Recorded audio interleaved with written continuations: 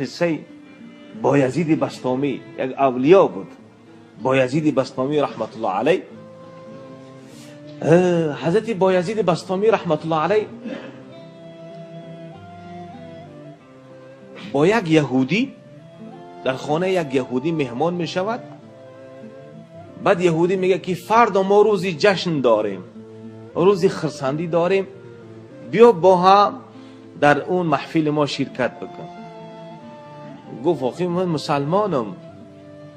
اونجا گفت منم بفهمم. گفت من مسلمان نکشنم. با لباس های همون روحانیانش می پوشیدگی را بر تنش کردم که گفت همین لباس را پوشت را نمیشناسند. یهودی ها جمتری لباس چی دارن؟ بعد تقچک های میدک در بالای سرش میدن توریه. حضرت بایزید بسطامی رحمت الله علیه در مجلس در آمد، در بالای منبر عالمشان صحبت میکرد، امر معروف میکرد، نصیحتشان میکرد به همون عقیده یهودیشان.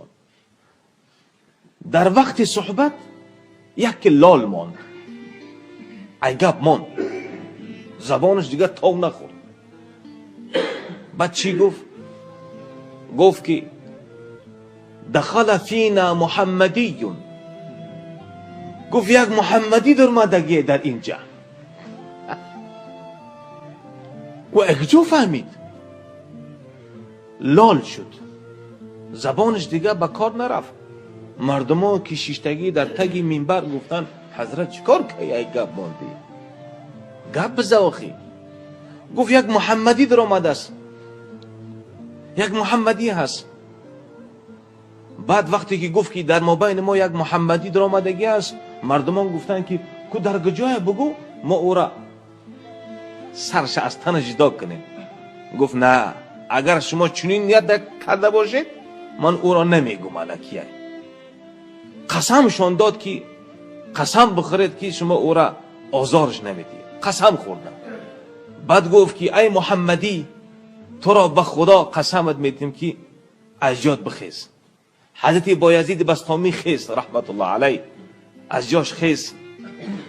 همه نگاهش کردن، گفت این محمدی هست. بله گفت من محمدیم. 22 تا سوالش کرد. یکی از اون سوالهاش مختصرا میگم. گفت یک سوال، گفت چند، همین 22 تا سوالت میتیم. گفت اگر گفت همش جواب داده تو نیستی ما مسلمان میشیم. گفت باشه.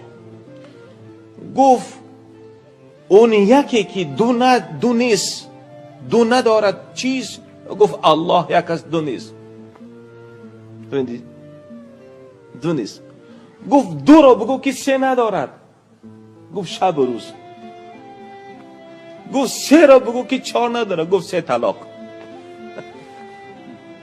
فهمیدی؟ سه طلاق.